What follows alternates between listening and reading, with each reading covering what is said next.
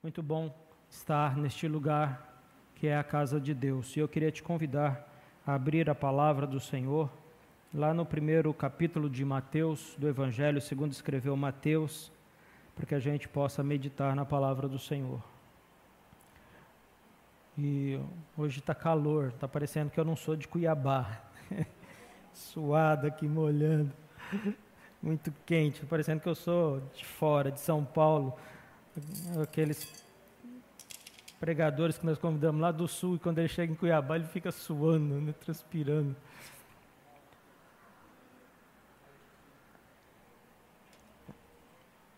Falar que em Cuiabá está quente é um pleonasmo, né? Um vício de linguagem, né? Cuiabá não seria quente, por acaso.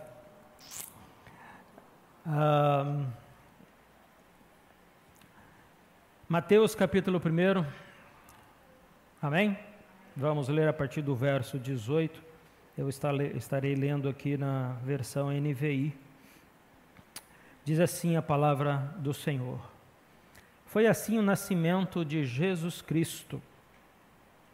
Maria, sua mãe, estava prometida em casamento a José, mas antes que se unissem, achou-se grávida pelo Espírito Santo. Por ser José, seu marido, um homem justo e não querendo expô-la à desonra pública, pretendia anular o casamento secretamente. Mas depois de ter pensado nisso, apareceu-lhe um anjo em sonho e disse: José, filho de Davi, não tema receber Maria como sua esposa, pois o que nela foi gerado procede do Espírito Santo. Ela dará à luz um filho, e você deverá dar-lhe o nome de Jesus, porque ele salvará o seu povo dos seus pecados. Tudo isso aconteceu para que se cumprisse o que o Senhor dissera pelo profeta: A virgem ficará grávida e dará à luz um filho, e lhe chamarão Emanuel, que significa Deus conosco. Ao acordar, José fez o que o anjo do Senhor lhe tinha ordenado e recebeu Maria como sua esposa. Mas não teve relações com ela enquanto ela não deu à luz um filho, e ele lhe pôs o nome de Jesus. Amém. Texto glorioso. A palavra do Senhor possa inundar os nossos corações nessa noite, em nome de Jesus. Me veio aqui à mente agora, não está no script, que José era um cara obediente, né? Certinho, né? Então, jovem, moço, moça, irmão, irmã, seja obediente. Olha só, o anjo falou com ele, e aí diz aqui no verso 24, ele acordou e obedeceu, simples assim, não duvidou, não foi consultar o profeta, não foi perguntar para o sacerdote, não foi perguntar para o pai de Maria, não foi perguntar para o seu pai, ele acordou e obedeceu. O anjo falou com ele: case com Maria. Ele foi lá e casou, tomou Maria como sua esposa. Quem dera todos nós fôssemos assim, né? O nosso coração fosse um coração submisso e obediente à palavra do Senhor, ao Senhor.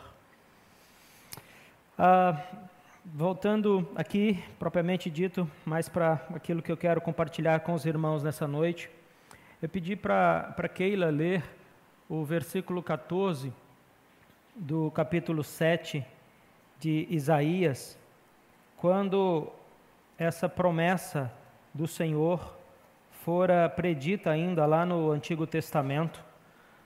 O capítulo 7, verso 14 de Isaías diz o seguinte: Por isso o Senhor mesmo lhes dará um sinal, a virgem ficará grávida e dará à luz um filho, e o chamará Emanuel, que significa Deus conosco. Falando um pouquinho do contexto de Isaías, para fazer a conexão com o capítulo 1 de Mateus, que nós lemos, naquele tempo de Isaías, quando Isaías proferiu aquela palavra, essa profecia, Acaz era o rei em Judá. O reino de Israel havia sido dividido em 2 reinos. Para aqueles que são crentes e estudam a palavra vão lembrar disso, mas se alguém nos ouve e não conhece essa história, Israel, num dado momento, dividiu em 2 povos. Eles entraram em conflitos, e o reino do norte, capital Samaria, o reino do sul, o reino de Judá, e Acaz era reino ali em Judá. Esse Acaz era filho de Jotão e neto de Uzias, ambos os seus antecedentes, homens, reis, tementes a Deus, e que seguiram e que buscaram servir ao Senhor, Uzias em especial. E nos dias de Acaz, havia uma forte ameaça de invasão ao reino de Judá, justamente pela Síria, que havia sido levantado pelo Senhor para tomar o reino do norte. A Síria já havia tomado a nação, a parte norte de Israel, e o rei da Síria se aliou com uma das tribos descendentes de Jacó, as tribos de Efraim, justamente para guerrear contra Judá. E nesse contexto, nesse momento que Isaías está profetizando, que Deus levanta Isaías para profetizar, e naquele momento, diz o texto no capítulo 7 de Isaías, se nós fôssemos ler, que Acaz estava com um temor no seu coração. E se nós lêssemos o verso 2 de Isaías 7, nós vamos ver que o escritor chega a dizer que o temor do coração do povo, não só de Acaz, o rei, mas também do povo, era tanto que o coração deles se balançavam como árvore. Eles estavam tremendo, vamos dizer assim, simplificando, interpretando isso. Eles estavam tremendo de medo, de temor de serem invadidos pelo rei da Síria e por Efraim, que estavam ameaçando invadir a nação de Judá. E é nesse contexto que Deus anuncia a vinda do Emanuel, ou do filho da Virgem. É nesse contexto que Deus fala com Acaz. É nesse momento que Deus usa Isaías para levantar a sua voz, e dizer para aquela nação: vocês vão ver um sinal que vai deixar todo mundo espantado. De uma virgem nascerá um filho. Desta virgem nascerá um menino que vocês colocarão, e ele se chamará Emanuel, porque Deus está com vocês. E aí ele continua dizendo ainda que, lá nos versos 14 e 16, que ainda que antes do tempo do menino desmamar, os inimigos de Judá seriam destruídos. E aí aqui há uma questão de interpretação dessa profecia, e os escritores e os comentaristas bíblicos vão depois dizer que, na realidade, essa profecia de Isaías aqui está falando do filho de Acaz, que também nasceria, e que antes do filho de Acaz completar a idade de ser desmamado, ou 2 anos propriamente dito, os inimigos de Judá seriam destruídos. E isso vai se confirmar lá no capítulo 9, a partir do capítulo 9, 8 e 9 de Isaías. Mas nós não queremos entrar muito nessa questão da interpretação dessa profecia de Isaías, exceto o fato de que Deus anunciou, no momento de crise de Judá, que Ele traria uma promessa, Ele faria um grande milagre do meio daquela nação, livraria aquele povo, e que Ele estaria presente no meio daquela nação.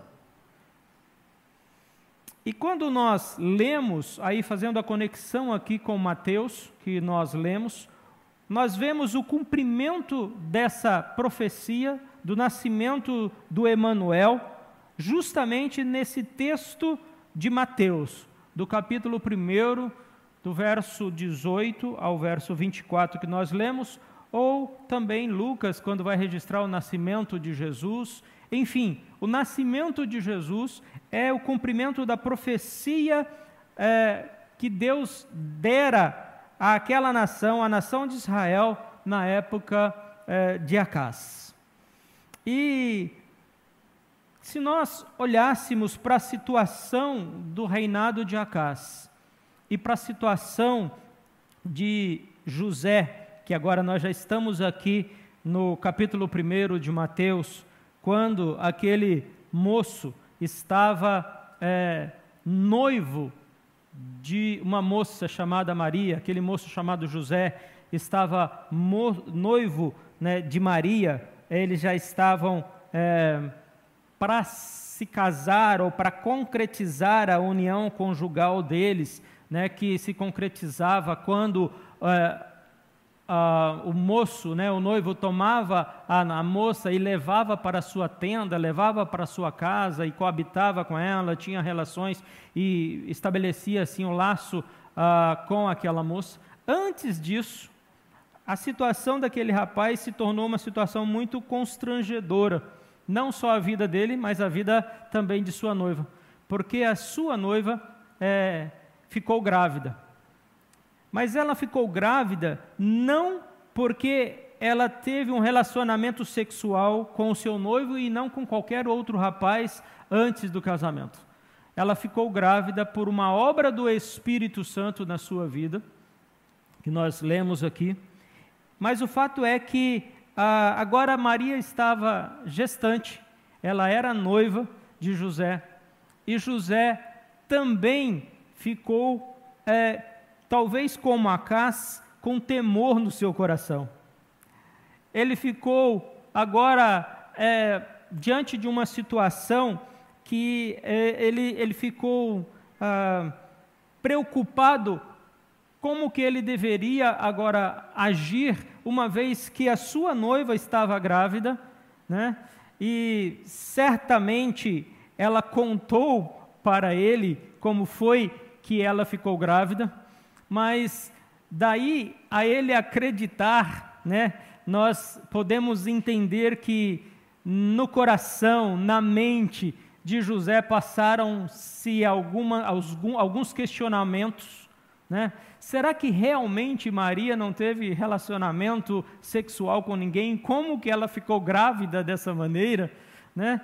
Deus realmente desceu dos céus e gerou esse filho no ventre da minha noiva? Tudo isso certamente passou na cabeça e no coração daquele rapaz, a ponto dele estar considerando no seu coração que ele iria terminar o seu noivado e não iria se casar com Maria. É isso que diz aí o verso 19 que nós lemos, quando o texto diz o seguinte: por José, seu marido, né? Olha, o texto já se referencia a José como marido de Maria, ainda que eles não tivessem coabitado, ser um homem justo e não querendo expô-la à desonra pública, pretendia anular o casamento secretamente. Ele estava com a intenção de acabar com o noivado e com o casamento que seria concretizado entre ele e Maria. De certa forma, por um cuidado também com Maria, ele não expôs isso publicamente, porque naquela época, se ele tivesse falado aquilo publicamente, ela já seria considerada adúltera e seria apedrejada. Esta era a lei em Israel naquela época, mas ele certamente estava preocupado com aquilo tudo, com aquela situação, havia temor no seu coração, assim como havia também temor, medo do que estava acontecendo no coração de Acás, por causa da ameaça dos inimigos, quando o rei da Síria, aliado com a tribo de Efraim, ameaçava invadir Judá, no tempo em que Isaías profetizou. Aqui também, José estava com medo de tudo aquilo que estava acontecendo, o que eu acho perfeitamente natural, do ponto de vista humano, né? Para nós hoje, ler isso aqui talvez seja natural e dizer, mas como José duvidou daquilo? Mas não, imagina ele passando por aquelas situações, por aquela situação que ele estava passando. E é naquele contexto também que Deus vem falar com José. E Deus diz para José no verso 20, através do anjo que desceu para falar com José, dizendo o seguinte: não temas receber Maria como sua esposa. Não temas, porque a sua noiva dará à luz a um filho e ele se chamará Jesus, porque ele salvará o seu povo dos seus pecados.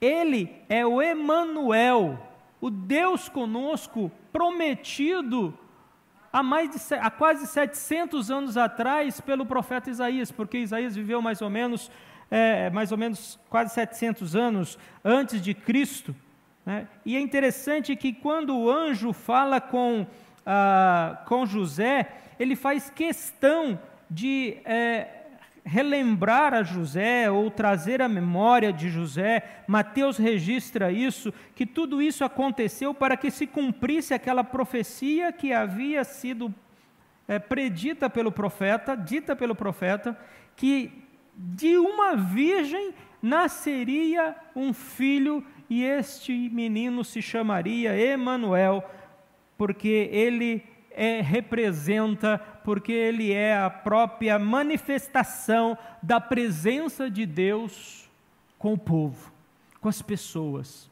no meio dos homens, entre nós, atuando, agindo, sentindo e vivendo, comendo, dormindo, bebendo as mesmas coisas que nós.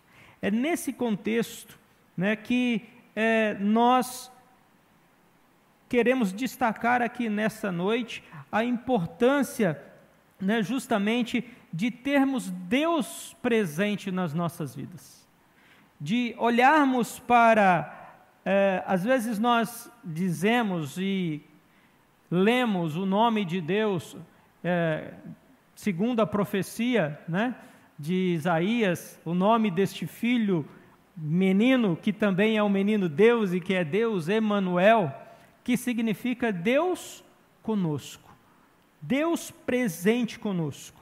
Mas às vezes nós não damos a devida importância, o devido significado e não vivemos o impacto disso nas nossas vidas. E ao olharmos para esses textos, né, os dois textos, o texto de Isaías, quando Deus fala com a casa através do profeta Isaías, e a virgem conceberá e dará à luz um menino, e lhe porás o nome de Emanuel, porque Deus está com vocês, ou Deus está presente no meio de vocês. Esse mesmo Deus fala agora com José. A sua esposa Maria acha-se grávida por obra do Espírito Santo, e o fruto do ventre dela é obra de Deus, e ela vai ter um filho, e você vai colocar o nome dele de Jesus, porque ele salvará o seu povo dos seus pecados. E isso aconteceu para que se cumprisse o que está prometido lá em Isaías, para que se cumprisse isso. Olhando para esses dois textos, o Emanuel seria enviado para estar presente entre nós, para representar justamente a presença de Deus no meio dos homens, porque até então talvez os homens tinham a ideia apenas de um Deus transcendente, de um Deus que ficava nas alturas, de um Deus que extraordinariamente se manifestava, às vezes com um sinal de fumaça, de um fogo fumegante em cima de um monte, ou de uma fumaça no tabernáculo. Mas agora Deus se faz presente em carne e osso no meio dos homens, para viver como os homens, para afirmar para os homens que Ele está presente entre nós, porque Ele tem algo muito especial para cada um de nós, porque Ele quer nos salvar, porque Ele veio para nos salvar, e por isso o seu nome também é Jesus, e não apenas Emanuel. Nós vamos comentar um pouco mais sobre isso. Então, queridos, a vinda de Deus, do Emanuel, né, para estar entre nós, ela pode nos trazer algumas consequências. A vinda do Senhor significa, para os impuros, por exemplo, pode ser um problema. Para aqueles que são ímpios, pecadores, aqueles que blasfemam o nome de Deus, a vinda de Deus pode ser um problema. E aí nós poderíamos citar aqui duas situações, por exemplo, os filhos de Arão, né, lá em Levítico número 10, Abiú e Nadab, quando eles não autorizados por seu pai, que era o sacerdote, pegam um incenso, um fogo e vão apresentar um culto ao Senhor com um fogo, diz lá, um fogo estranho. Eles são queimados por aquele fogo, porque eram filhos impuros, ímpios, que não foram purificados e não se prepararam para poder ter aquele encontro com Deus. Ou o caso de Uzá, lá em 2 Samuel, capítulo 6, quando a arca está sendo transportada para Jerusalém, aquele homem também que não estava autorizado a tocar na arca, quando ele toca na arca, ele é o quê? Ele é fulminado, ele cai morto. Então, para os impuros, o Deus Emanuel pode significar o quê? Um risco. Um risco e até mesmo um risco de morte. Se os nossos pecados nos impedem de nos aproximarmos de Deus, nós devemos olhar para o Emanuel como Jesus. Nós devemos olhar para o Emanuel não simplesmente como o Deus conosco, mas olhar para Emanuel como Jesus, porque Jesus significa o quê? Salvador. Deus nos salvará. Então, se nós somos pecadores e os nossos pecados têm nos impedido de estarmos na presença de Deus, nós precisamos nos encontrar com Jesus e viver a transformação que Cristo promove em nossas vidas. E não apenas viver e olhar para o Deus Emanuel como se Ele estivesse presente entre nós e que nós tivéssemos a plena condição de estar diante da presença dEle. Então, queridos, Emanuel pode, em primeiro lugar, representar uma má notícia para nós. Quando nós lemos a profecia de Isaías, e Deus promete que uma virgem conceberia e daria luz a um filho, Isaías 7,14, conforme nós lemos, isso se cumpriu num primeiro momento em que a presença de Deus significou julgamento. Deus se fez presente lá nos tempos de Acás, sim, e a presença de Deus naquele primeiro momento foi uma presença que significou julgamento. Quando nós lemos o capítulo 8 de Isaías, e nós não vamos fazê-lo aqui pela extensão, nós vamos ver que Deus vai usar as nações da Síria e Efraim para também julgar o povo de Judá.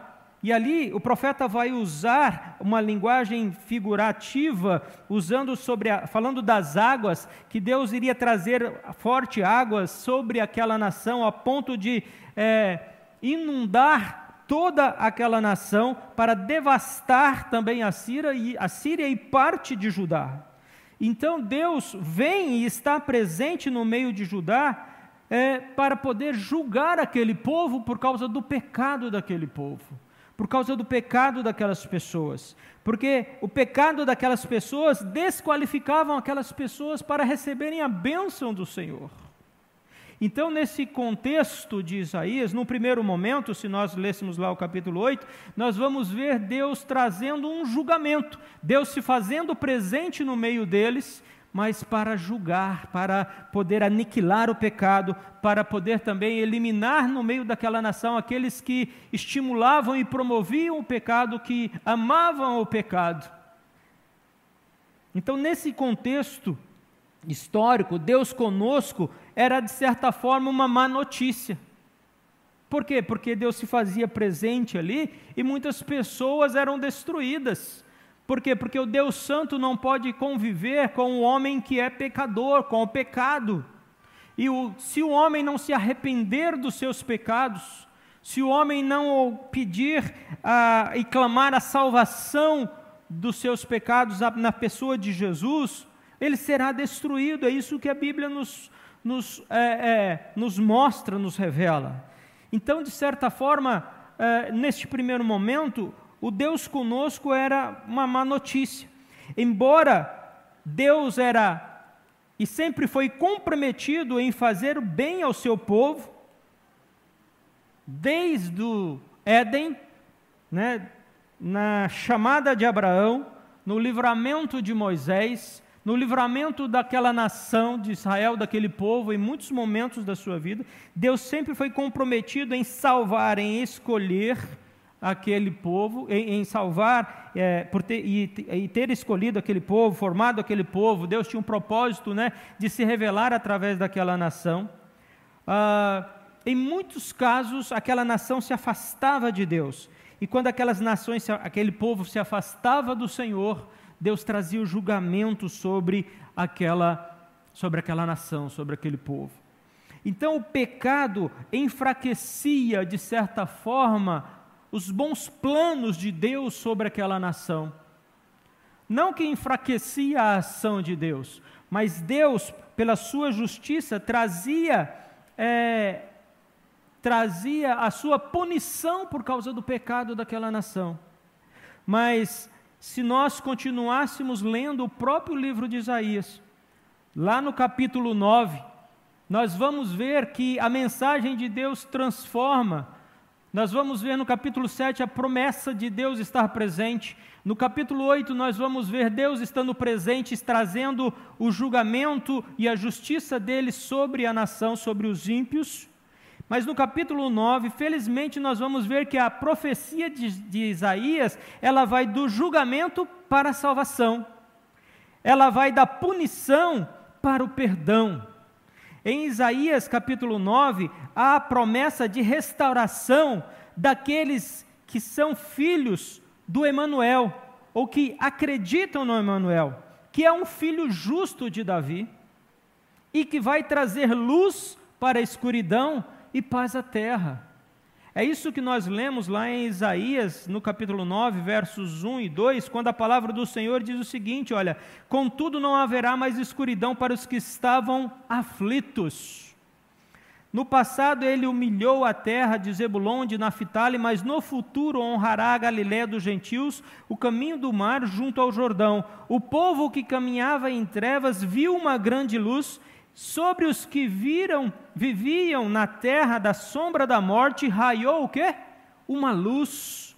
Então, no capítulo 9, nós já vamos ver a ação de Deus, como Deus presente, o Emanuel com aquele povo, trazendo o quê? Esperança, trazendo luz para as trevas. E no versos 6 e 7, o profeta continua dizendo o seguinte: porque um menino nos nasceu, um filho se nos deu, e o principado está sobre os seus ombros, e se chamará o seu nome, maravilhoso, conselheiro, Deus forte, Pai da eternidade, príncipe da paz. Do aumento deste principado e da paz não haverá fim, sobre o trono de Davi, no seu reino, para o firmar e o fortificar com juízo, com justiça, desde agora e para sempre. O zelo do Senhor dos exércitos fará o quê? Isto. Então nós vamos ver que Deus agora, já no capítulo 9, fala com aquele povo que há uma esperança, porque Deus está trazendo uma salvação para aquele povo, através do seu Filho, cujo nome será não somente Emanuel, mas maravilhoso, conselheiro, Deus forte, Pai da eternidade e príncipe da paz. Porque o Senhor dos exércitos faz isso. Então o restante do Evangelho, me permitam né? E assim os comentaristas, os estudiosos chamam Isaías de evangelho. Então, o restante do evangelho de Isaías, do capítulo 9 em diante, vai trazer sempre essa mensagem, que a paz será adquirida através do servo sofredor. E lá nos capítulos 52 e 53 de Isaías, nós vamos ver a descrição do servo sofredor, daquilo que ele passaria, que ele levaria sobre si as nossas chagas, os nossos pecados, as nossas dores, que ele sofreria. Essa é a descrição. Dessa forma, esta má notícia, registrada ali no capítulo 8, que a presença de Deus trouxe, mas é o sinal da justiça de Deus, seria transformada em uma boa notícia para Israel e para as nações, quando o Emanuel viesse, quando o Emanuel nascesse. Então, queridos, Emanuel, Deus conosco, é também um sinal de boa notícia, não apenas de má notícia. Não apenas Deus trará o seu julgamento, mas Deus traz também o quê? Uma boa notícia. E é isso que o Evangelho de Mateus vai fazer luz especificamente. Ele explica que o cumprimento da profecia de Isaías se deu agora na pessoa de Jesus Cristo, o Filho de Maria. É isso que Mateus diz lá no verso 22, se você olhar no verso 22 do capítulo 1, quando Mateus diz: tudo isso aconteceu para que se cumprisse o que o Senhor dissera pelo profeta. Mateus está jogando uma luz no nascimento de Jesus e falando, olha, Jesus nasceu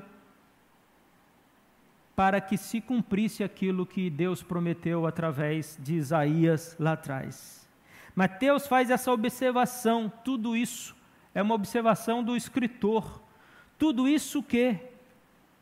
A concepção, o nascimento, o chamado do Filho do servo do Senhor, do Filho de Deus, tudo isso foi realizado para que se cumprisse o que fora predito pelo Senhor lá em Isaías, que Deus estaria presente,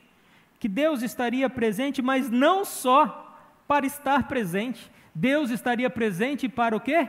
Para salvar aquelas pessoas,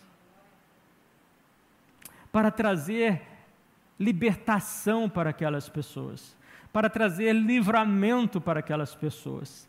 E é isso que Mateus vai explicar quando ele diz o seguinte, lá no verso 18, Mateus explica que a concepção de Cristo se dera por uma obra do Espírito Santo. Mateus explica que a concepção divinal, no verso 18, o Filho é concebido no ventre de Maria pelo poder do Espírito Santo.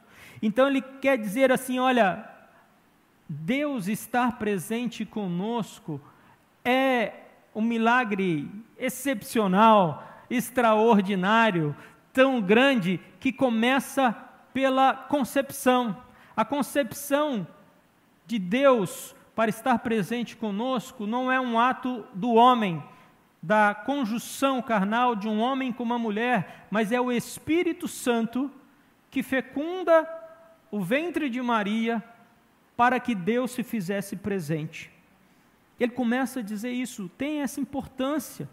Ele faz questão de registrar que Maria ficou grávida pelo Espírito Santo, para deixar muito claro para os homens que Jesus não era um simples homem, que Jesus é o Emanuel, que Jesus é Deus conosco, que Jesus é Deus encarnado, que Jesus é Deus constituído de osso, nervos, carne, pele, assim como você, cabelo, olhos, unha, pés, que sente as mesmas coisas que você sente no plano humano, ele também está sentindo.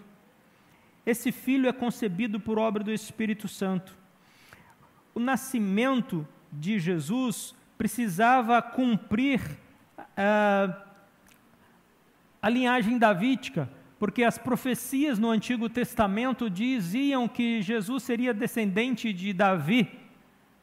E aí o anjo diz para José, lá nos versos 19 e 20, melhor dizendo, no verso 20 ele diz assim, olha, José, filho de Davi, para que se cumprisse a profecia, né, de que Jesus teria que ser descendente de Davi. Jesus vai nascer numa família que é da linhagem de Davi. A revelação angelical de Deus a José explica como ele receberia a linhagem davídica, porque José era dessa descendência. E no verso 21, Mateus destaca o chamado, a missão do Deus conosco. A missão do Emanuel não era simplesmente estar presente entre nós. Por isso, aqui Deus determina ou coloca no nome do seu filho a sua identidade, a sua missão, a sua vocação. Por isso ele diz, este menino se chamará o quê? Jesus, porque ele salvará o seu povo dos seus pecados. Deus coloca naquela criança sua própria identidade, a identidade daquele Deus que foi atrás de Adão quando Adão pecou lá no Éden, e Deus foi atrás de Adão para resgatá-lo, para salvá-lo. Agora Deus vem à terra na pessoa de Cristo Jesus, na pessoa de um menino, e Deus fala assim, este menino terá o nome de Jesus, porque ele salvará o seu povo dos seus pecados. Ele não se chamará simplesmente Emanuel, Deus está conosco, mas ele é o Emanuel, Jesus, o Deus presente que salva o seu povo dos seus pecados.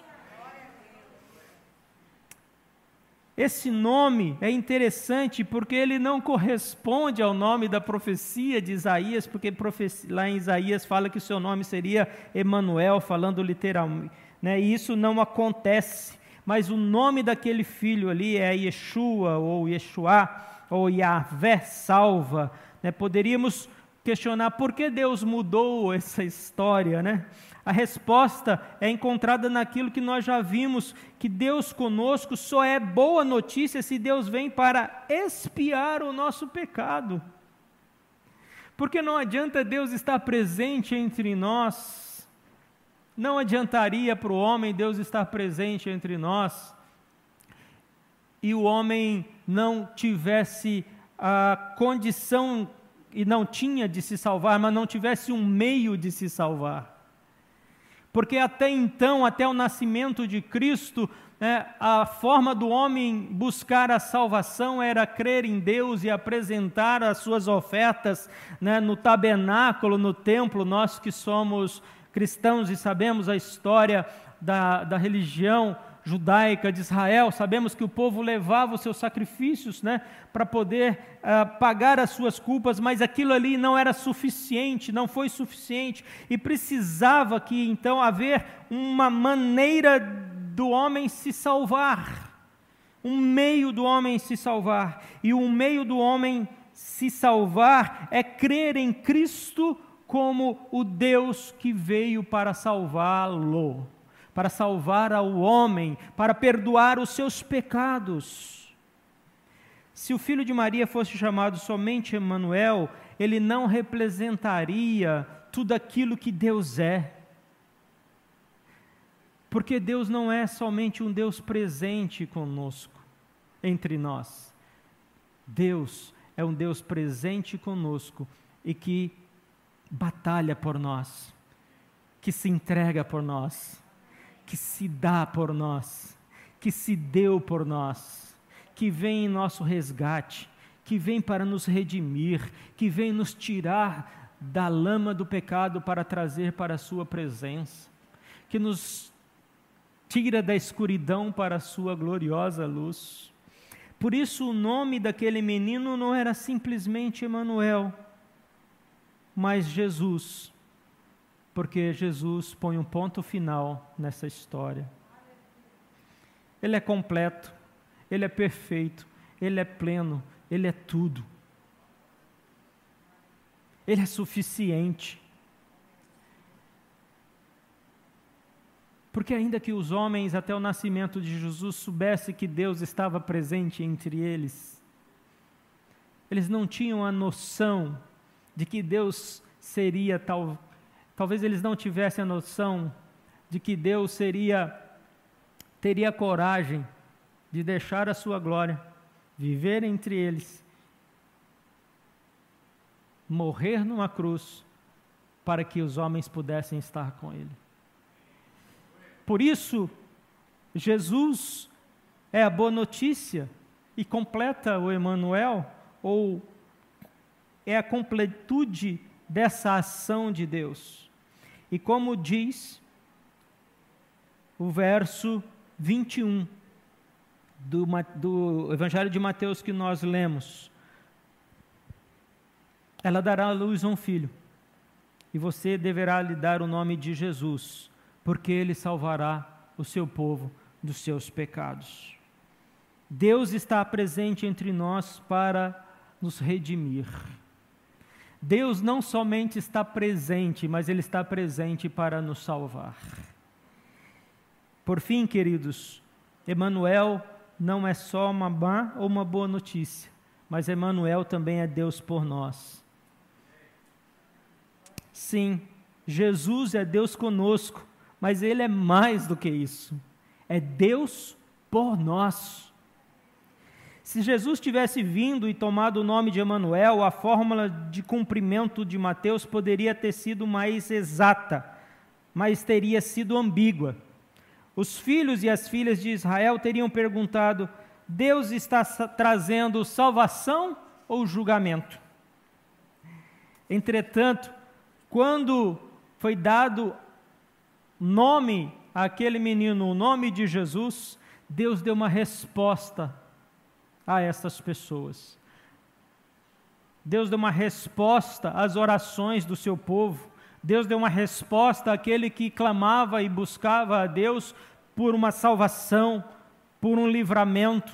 Não o livramento do Império Romano, ou talvez o livramento da nação da Síria na época de Acás, mas o livramento da sua própria culpa, do seu próprio pecado, da sua incapacidade de agradar a Deus, da insuficiência do sacrifício humano para poder agradar a Deus, porque ainda que o homem faça tudo o que ele puder fazer, nada poderá ser feito, nada será suficiente para conquistar a salvação diante de Deus.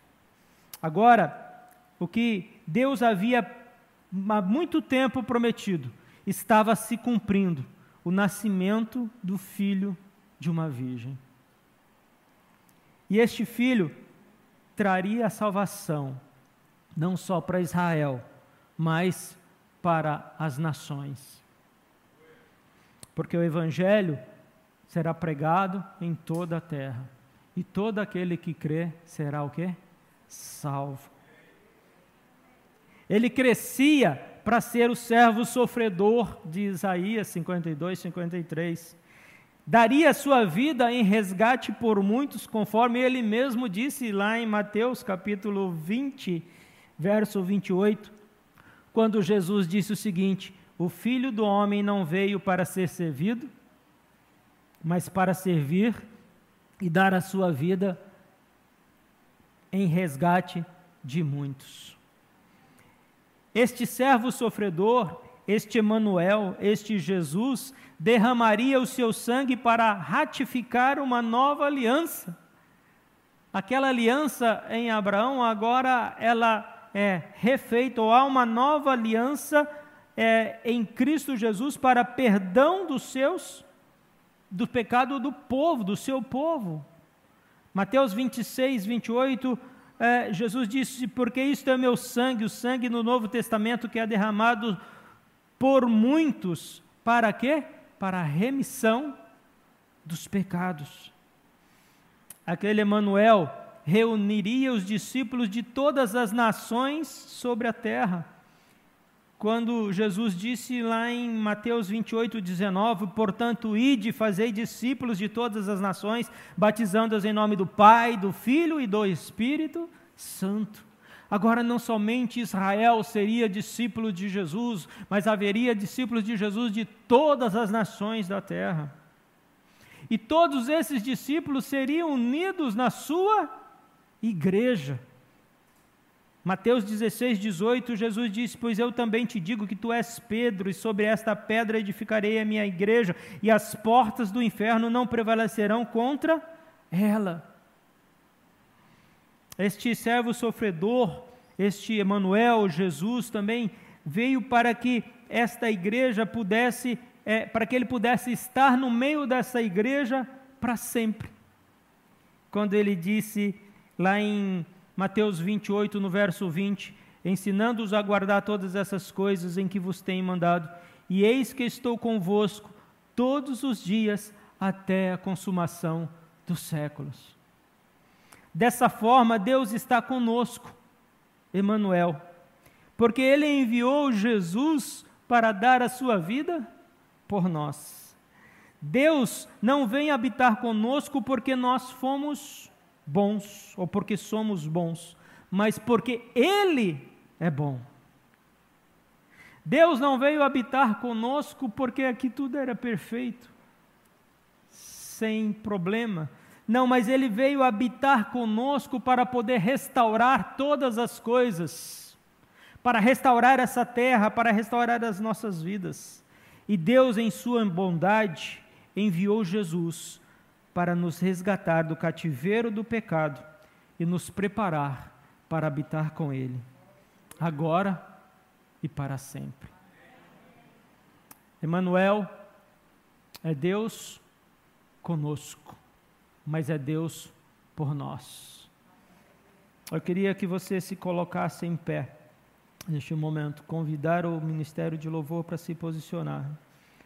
Tanto no contexto de Isaías 7, como Mateus 1, Deus está relembrando aos homens a sua aliança, e estendendo essa aliança e dizendo: agora eu estarei entre vocês, não apenas como um Deus transcendente, que habita nos altos céus, que habita nos altos montes, mas como um Deus presente, como um Deus salvador. Em muitos momentos da nossa vida nós sentimos temor, medo, como Acás, como José. E nós precisamos preencher essas áreas da nossa vida com o Emanuel, com Deus presente. Precisamos preencher a nossa vida com Jesus, porque Ele veio para perdoar os pecados do seu povo. Acás estava aflito por causa das ameaças dos seus inimigos. José estava temoroso por causa da gestação da sua noiva. As suas emoções estavam abaladas, o seu sentimento estava ferido. Para ambos o temor era uma realidade, até que o Emanuel se revelou, até que Deus se fez presente na vida deles. Jesus precisa fazer parte das nossas vidas.